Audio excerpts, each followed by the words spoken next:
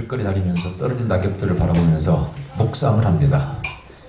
그 갈색, 암갈색으로 변해서 또 밟아서 부스러진 낙엽들을 보면서 뭔가 생각에 잠기게 해요. 그 이파리가 싹이 되어서 봄에 자라서 많은 햇빛을 받아서 나무에게 영양을 공급하고 죽어갈 때는 볼품없이 죽어갑니다. 그래서 내가 마지막 시를 썼어요. 저 낙엽에서 어머니 냄새가 난다. 봐도 어머니들이 그렇지 않습니까? 자, 어머니들이 사는 삶의 양식, 어머니의 삶의 목적은 뭘까요? 어머니 되기 전에 처녀까지는요, 이쁘게 보이려고요, 옷도 입고, 멋있게 뾰족구도 신고, 민스커트 입고 다리 살아갑니다. 근데 어머니가 되는 순간부터는 삶의 목적이 달라요. 자식을 위해서 살아가요. 그래서 너무 숭고합니다. 삶의 목적, 어떤 건 MC라고 합니다만은 그 목적, 야망, 비전이 뭐냐? 그럼 생각이 들어있어요. 주님께서 오늘 본문에 참으로 이상한 말씀 하셔요. 내가 살려고 태어난 것이 아니다. 죽으려고 태어났다. 내가 섬김을 받으려고 온 것이 아니라 섬기려 왔다. 참, 이건 아마 세계에 어떤 위대한 현인들도 이 말을 하는 분은 예수님 외에는 없습니다. 공자도 이런 말 할 수가 없어요. 왜? 그분은 하늘에서 오신 분이 아니잖아요. 석가도 그런 말 할 수 없어요. 그분도 하나님이 아니잖아요. 오직 이 말씀은 예수님만이 하셔주는 말씀이에요. 낮은 데로 왔어요. 섬기러 왔습니다. 대접받으려고 하는 것이 아니라 대접하고 사랑받으려고 하는 것이 아니라 사랑하러 왔다. 이 이러한 가르침을 여러분 우리가 성경 바이블 안에서 볼 수 있다는 것, 주님께서 이 말씀하셨다는 것에 대해서 우리는 무한한 자부심과 감사와 영광을 가지셔야 합니다. 여러분 테레사 수녀가 그런 말을 했다고 그래요. 한번 어린아이를 치료해주고 발등을 뭐 발라주며 치료해주고 있으니까 사람이 물었어요. 아니 테레사 수녀님은 원래 인도에 태어난 사람도 아니고 할 수가 있으면 잘 살 수 있었을 텐데 다른 사람처럼 높이 올라가서 대접받고 이렇게 호화호식하면서 살고 싶지 않으십니까? 높은 곳을 바라보지 않습니까? 물으니까 늘 낮은 곳만 바라보는 사람에게는 높은 곳이 안 보인다네. 이런 말 했다 그래요. 그가 정말 노벨 평화상을 받을 만한 가치가 있는 사람이죠. 아마 우리가 예수님이 하신 귀신을 쫓고 병자를 고치는 그 은사적인 면을 빼놓고는 그분이 가지고 있는 영생이 정말 예수님의 성품, 하나님의 성품을 본받은 그런 분이라고 볼 수가 있습니다. 자, 예수님의 위대한 가르침, 예수님의 야망은 뭘까요? 주님의 비전은 뭘까요? 오늘 본문에 우리하고 전혀 거꾸로 말합니다. 우리는 어렸을 때부터 무슨 교육을 시킵니다. 무슨 뭐라고 태교를 시킵니다. 영어를 탭을 틀어놓고, 나도 우리 못한 게 좀 후회스럽긴 합니다만 영어 탭을 틀어놓고 공부를 시킵니다. 전부 다 출세, 즉 출세 지향적인 것이 다 라이프 스타일입니다. 높이 올라가야 돼. 누가 뭐 장관이 됐어, 누가 대통령이 됐어, 우러러보고 뭐 칭찬할 만하긴 합니다만은 다 그럴까요? 뭐 의사가 됐어, 뭐 변호사, 돈 많이 버는 직종 다 좋아합니다. 우리 목사는 요즘 끼지도 못하죠. 한때는 좀 올라갔는데 요즘 끼지도 못합니다만은 그날은 저는 우리 아들이 목사가 되기를 원합니다. 예수님의 가르침에 따라서 우리가 비전을 어디다 두느냐? 우리 크리스찬의 라이프 스타일 비전은 뭘까요? 오늘 본문에 답이 나와 있어요. 절대 섬김을 받으려고 하지 말고 섬기려고 살아라. 여러분 그 거창고등학교의 교장 선생님이었던 전용창 교장 선생님이 당신 학생들에게 가르치는 것들이 그런 게 있어요. 너희는 절대 높은 의사나 변호사, 뭐 판사나 뭐 교수나 아니면 뭐 장관이나 하려고 하지 말고 가능하면 선생이 되려고 하라. 그래서 학생들을 올바르게 잘 지도하라. 올바른 인간들을 만들어라. 크리스찬으로서도 역시 신앙인으로서 아름다운 신앙을 만들어라. 이렇게 가르쳤다 그래요. 그분에게 직접 배운 제 친구가 있어요. 그 친구도 결국은 교사가 되어서 일어 선생이 되어서 나중에 전문대 교수까지 오고 그랬습니다만은 그 친구가 직접 전해준 거예요. 그 자기들 마음속에는 그때 그 전행창 교장 선생님이 하신 말씀 늘 세계에 있대요. 그래서 공부 잘하는 애들이 다 선생이 많이 됐답니다.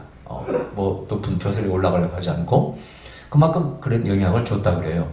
이 영향력이, 이 마음이 그분은 어디서 배운 걸까요? 바로 그의 스승인 예수님께 배웠습니다.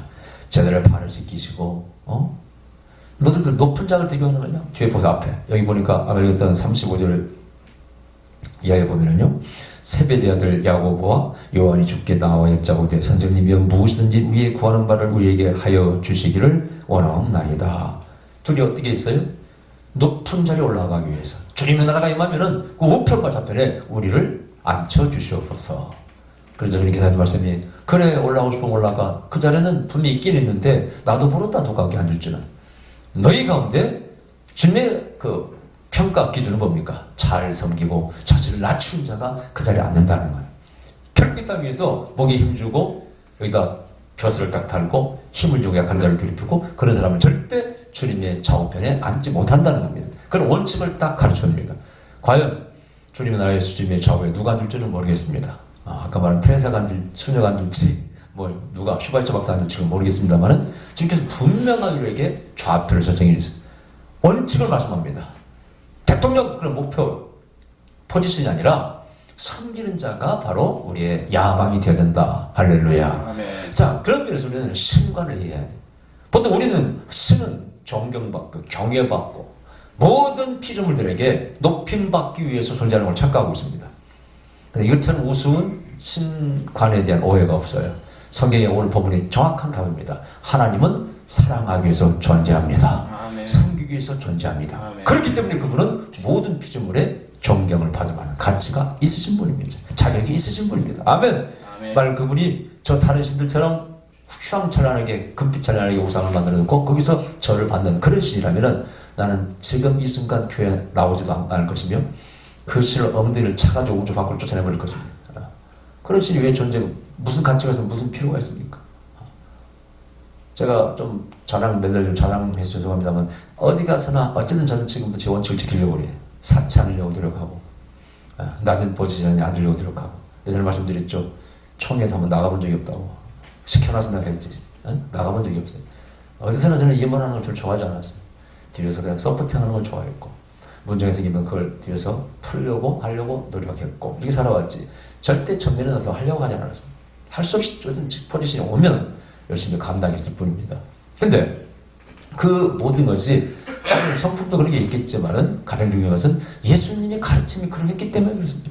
제가 바랬던 예수님이, 제가 바랬던 우리 하나님이 그런 성품을 가지고 계셨기 때문에 나는 반해서 그분을 닮으려고 딴에는 노력을 했을 뿐이고요. 아멘. 그 이상도 이하도 아닙니다. 아멘. 정말 우리가 하나님을 사랑할 수밖에 없는 이유가, 예수님을 사랑할 수밖에 없는 이유가 청년 예수, 30대 청년 예수가 이런 놀라운 위대한 가르침을 우리에게 줬다는 것이 놀랍지 않습니까? 이걸 누가 과연 할 수 있었겠어요? 여러분 공자가 무슨 나이가 얼마나 되면 지천명이요 뭐 이순이요 지천명 얘기했습니다. 공자 이렇게 하지 않았습니다. 훌륭해요 그분도. 그러나 이렇게 하지 않았어요. 먼 우주의 비밀을 다하는 것처럼 말했던 석가도 이렇게 안 보여주셨습니다. 여러분요. 근데 우리가 우주의 비밀이 필요합니까? 솔직히 필요하죠. 그러나 나 그거 몰라도 사는데 아무 지장 없습니다. 그건 과학자들이 자기 직업에서 자기의 비전이 있겠죠. 그 안에서 노력하고 연구해서 알 수는 있어. 그 다음에 삶의 일을 줄 수도 있고 문명이 이어질 수 있습니다만은 그러니까 그것이 나에게 큰 문제가 되잖아.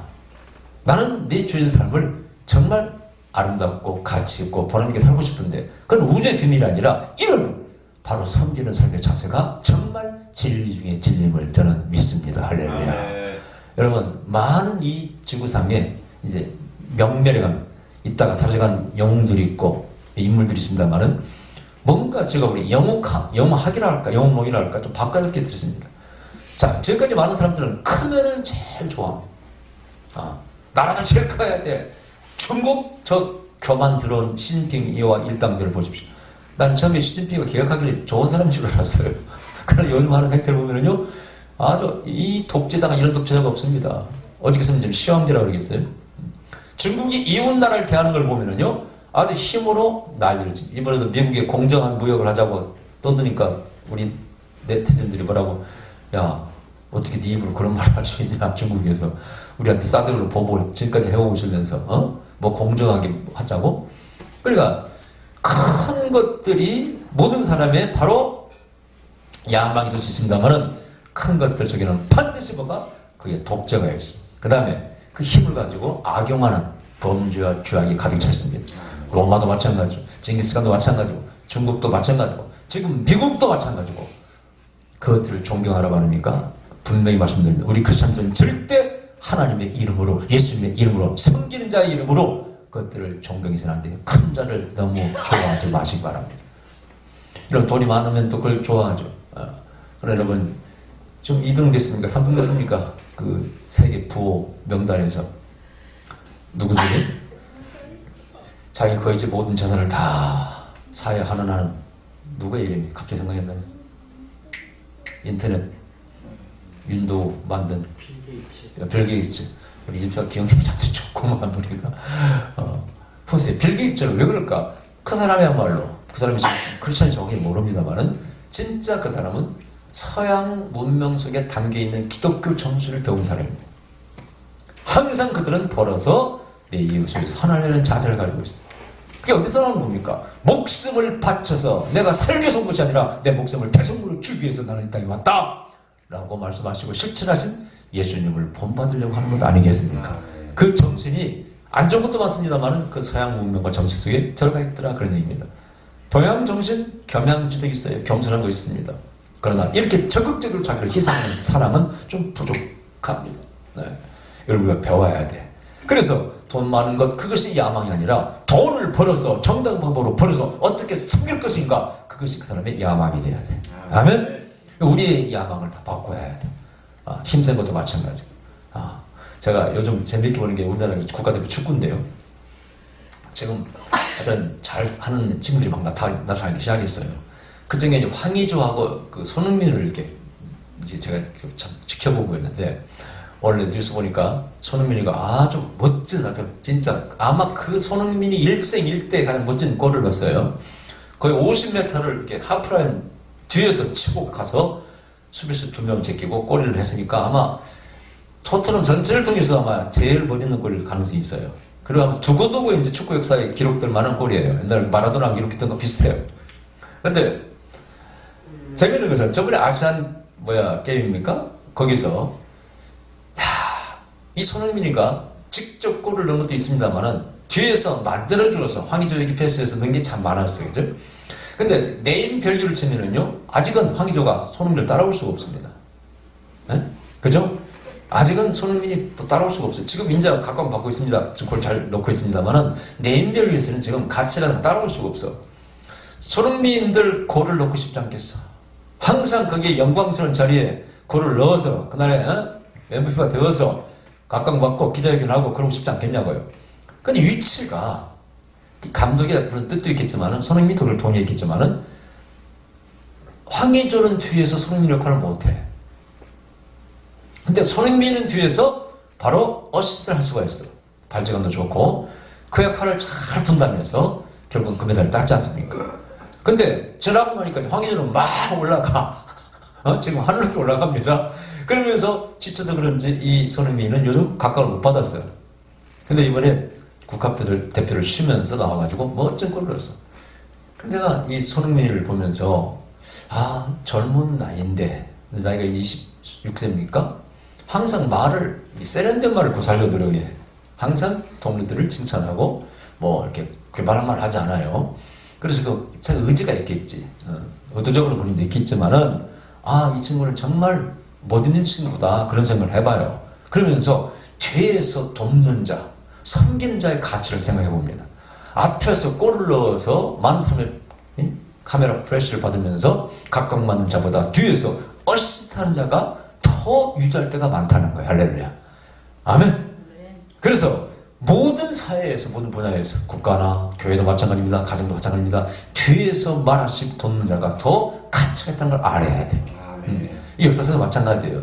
중국을 통일한 무슨 누구 가만히 보면은요, 그 사람은 그 사람 역할을 잘했겠지만은 밑에서 참으로 어시스트를 잘해가지고, 그래서 한나라 세운 누굽니까? 유방이도 보면은 한신장군이라든가 누구 장자방 해가지고 그런 사람들이 도와서 제국을 만들어요. 근데 제국을 만든 다음에 다 죽입니다. 한신 다 죽입니다. 정말 뒤에서 죽으라고 도왔던 사람을 다 죽여버려요. 그걸 보면서 우리 인간이라는 존재가 이런 존재구나. 그걸 보면 정말 누가 진정 위대한 사람인가? 누가 이 세상에서 각광을 받아야 되고 평가를 받을 것인가를 우리는 성경적으로 기독교적으로 해석을 다시 해야 됩니다. 지금까지 위대한 인물들 많아. 또 요즘 보면 이제 역사 때문에 우리나라에서 논쟁이 많아요. 이승만 박사를 어떻게 평가할 것인가? 또 김구 선생을 어떻게 평가할 것인가? 그래서 지금 보수 우익 쪽에서는 자꾸 이승만 박사를 띄웁니다. 그 사람이 건국의 아버지처럼 막 띄워요. 근데 이쪽에서는 또 그 사람을 깝니다. 아주 게 깝니다. 특히 중국에 있었던 임시정부에서부터 그분 때문에 분열이 많았고 막 다 그걸 또 끄집어내가지고 다 장점은 있겠죠. 훌륭한 점도 있고 다 똑똑한 점이 있고. 근데 나는 진짜 어떻게 평가하고 싶냐면요, 정말 뒤에서 말없이 조력했던 사람을 존경하고 싶어요. 나는 김구 선생의 백범일지를 읽으면서 몇 가지 참 감동했는데 그 중에 하나가 뭐냐, 나를 차라리 임시정부의 문지기로 세워주면 나는 그것도 영광스럽게 받아들이겠다. 아멘? 그렇게 살았다는 뜻이에요. 물론 이제 그 당시 시국을 바라보는 차이가 좀 있었어요. 자, 북한은 소련이 지배하고 있었어요. 이쪽은 미국이 지배하고 있습니다. 국제 정세를 볼 때는 이승만 박사의 그때 식견이 맞을 수도 있어요. 이건 안 된다. 남북한이 같이 합해서 국가를 만드는 것, 정부를 만드는 것은 불가능하다고 생각이 들었을 것 같아. 그러니까 그 사람들이 좀 일리가 있어. 근데 또 김구 선생은 여기서 분리되면 우리 영혼이 분리되기 때문에 결코 분리해서 정부를 따로 세서는 안 돼요. 서로 하나가 돼야 돼. 원칙을 얘기합니다. 원칙을 얘기해. 자, 이분이 또 맞아. 이분도 틀린 얘기 아니에요. 자, 우리 크리스천 입장에서는 공산주의는 완전히 우리는 용납할 수 없는 정치 이념이 집단들이죠. 그래서 우리는 어떻게 보면은 이승만 박사가 또 맞을 수도 있어요. 근데 우리가 그걸 시비비를 따질 것이 아니라 우리는 장점들을 수용하면서, 그러면서 뭘 판단해야 되냐, 나는 그 중에서 정말 섬기려고 한 자가 누군가는 나는 그걸로 따지고 싶어. 그런 면에서 본다면은 정말 내 마음에 존경심이 가는 것은 김구 선생이 더 존경심이 갑니다. 왜냐? 결국은 독재로서 나중에 나라를 망쳐버린 이승만 박사는 자기 성향이 거기에 나타납니다. 이렇게. 여러분, 섬기는 자세는요, 절대 교만을 떨지 않습니다. 섬기는 자는 절대 독재하려고 하지 않습니다. 그 사람의 사상, 그 사람의 철학, 그 사람의 삶의 양식이 정치나 모든 면에서 나타날 수밖에 없어요. 여러분도 마찬가지입니다. 여러분이 처해 있는 상황에서 여러분 하는 행동 모두가 다 여러분의 생각, 사상이 여러분의 행동을 나타나는 것입니다. 말이 내 속에 생각에서 나오는 것이고 행동도 내 생각에서 나오는 것입니다. 그래서 여러분의 지금 모습은 바로 여러분의 생각, 여러분이 살아왔던 과거 모든 것이 다 모아져서 여러분을 만드는 겁니다. 자, 여기에 우리 하나님, 우리 예수께서 나는 섬기러 왔다. 하나님의 존재 양식이 그런 분이라는 거. 그걸 요한을 뭐라고 했습니까? 하나님은 그 본질 자체가 사랑이시다. 그러니까 이렇게 말씀하시고 또 말씀에서 끝나는 것이 아니라 십자가 위에서 목숨을 대속물로 주시고 돌아가시지 않습니까? 근데 그 밑에서 직접 배우는 이 제자들은 그걸 전혀 알지 못합니다. 이해를 못해요. 오직 하나님 나라, 킹덤 오브 갓, 하나님 임하면은 한 자리 하려고만 생각하고 있어요. 오늘 이런 식으로 지금 이해하고 있는 크리스찬이 너무 많습니다. 그게 바로 기복주의라든가 너무 출세지향주의. 그래서 기독교인들이 자꾸 이 땅에 권력도 잡아보려고 그래요. 정치에 영향을 미치려고 합니다. 여러분, 옛날에 이 대통령 되기 전에 서울시를 성시화 시키자. 우리는 기분 좋은 말이에요. 근데 여러분 생각해 보세요. 좀 냉철하게 생각해 볼 필요가 있어요. 우리끼리는 은혜가 돼요. 그러면 서울 시내 기독교인만 다 있습니까? 거기에 불교 신자가 더 많은 숫자적으로 보여요. 그럼 다른 쪽에 어떻게 생각할까? 오늘날 기독교가 이런 식으로 이해하면 곤란한 얘기예요, 여러분요. 내가 말씀드렸죠. 우리는 사랑과 성령의 능력으로 복음을 전하고 영혼들을 구해야지. 자꾸 정치에 기대가지고 헤게몬을 잡으려고 말이죠. 쪽수로만 밀어붙이려고 한다든가 이래가지고 우리 크리스천들이 뭘 잡아보려고 해요. 정당을 해보겠다고 설치고 다닙니다. 목살이 앞장섭니다. 나는 그 사람들 골비했다고 생각합니다. 예수님께 아무것도 배운 것이 없어요. 만일 우리가 아프리카 어디처럼 표기들을 공격해 들어와 맞서 싸우자. 나 동의합니다. 물론 가장 좋은 것은 저항하지 말라. 주님처럼 비폭력 무장주의 나가면 되겠지만은 나는 그것이 꼭 옳다고 생각하지 않습니다. 비폭력 무장주의 꼭 옳은 전술이 아니에요, 여러분요.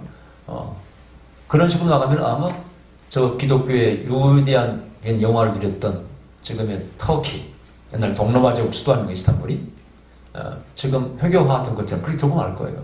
그것이 결코 옳다고 말하잖아요. 때로는 그렇게 해야 되겠지만은, 때로는 그래서는 안 되고, 저하고 싸울 때는 싸워야 되는 건 맞습니다만은, 그러나, 여러분, 저 맨날 싸우고, 분열을 일으키고, 우리가 같은 이 좁은 땅들에 살아가면서, 우리 기독교 대통령을 세워가지고 불교를 폐파하고, 이런 식으로 생각한다면, 이거야말로 하나님의 마음, 하나님의 생각을 완전히 오해하고 있습니다. 명심하셔야 돼요.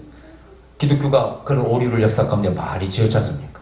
여러분, 캐톨릭이 개신교를 탄압하려고 얼마나 많은 사람을 죽였습니까? 유럽인의 3분의 1을 다 죽였잖아, 전쟁에서. 30년 전쟁에서. 그런 오류를 이걸 오늘날 비기독교인들이 비난합니다.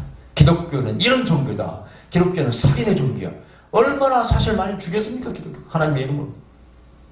우리는 반성해야 됩니다. 이런 똑같은 일들이 노예나 총회에서 똑같이 벌어집니다. 오늘 한기철은 집단, 광신적인 집단 단체도 보였어. 그것도 가면은, 엉터리 같은 사람들 대통령 후보를 지지하고 앞장서서 정치인 발언하고, 설교할 때도 발언하고, 결국은 다 그 사람들 쫓겨나고 감옥 갔지 않습니까? 전부 다 정치 힘으로 뭘 해보려고 그래. 이건 절대 해서는 안 될 짓이에요, 여러분요. 저도 정치 성향이 강한 사람이 되게 보면은요. 제 마음에 항상 다짐하는 거 있어요. 절대 그런 방식으로 하는 것을 하나님은 원치 않는다. 그게 바로 말고아에게 주님이 주신 말씀이에요. 베드로에게 말고 귀를 잘랐을 때, 베드로야, 내가 할 수가 있으면 하늘에서 12진 군단이 넘는 천사를 부르다가 저것들을 멸할 수 없겠느냐? 그러나 칼을 쓴다는 칼로 막는다. 칼을 네 칼집에 꽂아라. 내가 온 것은 십자가를 치러 왔어. 이 십자가의 사랑과 희생의 감동만이 인류를 구원할 수 있는 것이지, 칼로서 말고의 귀를 자른다고 해서 죽인다고 해서 그게 해결되는 게 아니야. 이 위대한 가르침이에요. 근데 문제는 여기서 내가 자신을 낮추고 희생한다는 게 쉬운 게 아니에요. 어려운 일입니다. 자존심 팍팍 죽여야 돼요. 참아야 돼요. 인내해야 됩니다. 그게 사실은 크리스천의 라이프 스타일 혹은 리더십, 모든 정신 사상이 되어야 돼요. 저도 그걸 지키려고 무지하게 노력합니다. 공정하게 하려고 노력하고, 때때로 큰 것을 위해 작은 걸 참으려고 노력하고, 참고 많이 노력을 해요. 성질은 안 그렇지. 저도 탁월한 성격은 투쟁질이고 싸우는 걸 좋아하는데, 어쨌든 예수님 믿고 예수님의 영성에 저도 감복했기 때문에, 또 제자가 되었기 때문에 따라가는 노력을 합니다. 여러분도 앞으로 어디서든지 그렇게 살아가야 돼. 보세요. 일시적으로 승리한 사람이 영원히 승리하는 것이 아닙니다. 때로는 패배자가 두고두고 인류에게 존경과 사랑을 받아 되풀인 예수님 아닙니까? 여러분, 페스타로치라고 그때가 전에도 몇 번 얘기했죠. 제대로 된 학교를 세본 적이 없어. 맨날 학교 경영에 실패합니다. 문 닫습니다. 근데 그를 교육의 아버지라고 불러. 왜 그런지 아세요? 그 당시 무슨 행정적, 재정적 문제가 도와주는 사람도 없고 힘드니까 실패를 했다 할지라도 그가 추구했던 그 정신이 또 하려고 했던 것들, 가르치려고 했던 것들이 옳기 때문에 오늘날 교육의 아버지라고 불러. 절대 그런 패배자가 아니에요. 여러분, 과정이 올바른 걸 추구했던 사람은 절대 역사 가운데 패배자가 될 수 없어요. 그러나 옳지 않은 방법으로 하려고 하면 그는 일단 승리하나 결국 승리자가 될 수가 없습니다. 차라리 이순신 장군처럼 그냥 총 맞고 죽는 게 나아. 이런 논쟁이 되어 있지 않습니까? 과연 이순신 장군이 정말 일부러 자살한 거냐? 모든 객관적으로 볼 때 자살한 거 맞는 것 같아요. 조총 사정거리 100m밖에 안 됩니다. 장군이, 사령관이 뭐하러 게 가까이 다가갈 필요가 있겠어요? 여러분 생각해보세요. 이제 패트에 도망가는데 갑옷도 안 입고 말이야. 고문을 선조한테 당할 때 얼마나 그 자존감이 상하고 멸시감, 그 수치감을 당했겠어요. 나는 나라를 위해서 지키려고 싸웠는데 세상이 나를 역적으로 모아가지고 이렇게 죽이려고 온갖 고문을 했으니 그걸 당해본 이순신 장군이 살 마음이겠어요. 전쟁 끝나면은요, 분명히 백성들이, 국민들이, 온 조선 국민들이 이 전쟁의 영웅은 이순신 장군이라고 칭송할 것이고, 그 말이 이 선조의 귀에 들어가면 자기는 무조건 죽은 목숨이고, 그렇게 비참하게 죽는 차라리 전쟁터에서 군인이니까 나는 죽고 말리라. 그것이 그냥 나타납니다, 여러분요. 100m 뭐 멀지도 않아요. 100m만 떨어져 있으면 총알이 와도 유효 사정을 벗어날 때문에 맞지도 않아. 근데 그 안에를 왜 사령관이 들어가서 갑옷도 안 입고 들어갑니까? 자, 이때 이순영은 희생을 택한 겁니다. 내가 차라리 희생함으로 나라의 안녕을 유지하는 게 낫고 모멸감을 안 당하는 게 낫고, 그래서 죽을 자를 알고 죽은 거예요. 그러니까 때로는 우리 삶이 살려고 발버둥 것이 아니라 죽으려고 노력하는 자가 영원히 살고 승리된다는 걸 아셔야 돼요. 여러분, 시간이 지나면요, 섬긴 자는 그 사람이 칭송을 받게 됩니다. 시간이 지나면 그 사람이 승리하게 돼. 맞아, 그 사람 참 좋은 사람이었어. 두고 보니까 참 그 사람이 진짜 알짜였고, 정말 좋은 사람이었어. 늘 그 사람은 말없이 도왔고, 힘든 곳에 나타났고, 다른 사람이 도망갈 대표할 때 절대 도망가지 않았고, 돌이켜보니까 그 사람 같은 사람이 없어. 그런 사람이 되시기 바랍니다. 교회도 마찬가지. 여러분, 직장도 마찬가지. 일하는 곳은 지나간 자리에 향기가 남아있는 사람이 돼요. 아멘? 앞에서 멋진 옷을 입고 멋진 화려한 언어를 구사하고 사람들의 주목을 끌려고 할 것이 아니라 지나간 자리가 너무 깨끗하고 향기로운 자가 되시기 바랍니다. 섬기는 자는 그런 삶을 살게 됩니다. 그 사람은 결코 패배자가 될 수 없습니다. 최후의 승리자가 될 것입니다. 할렐루야.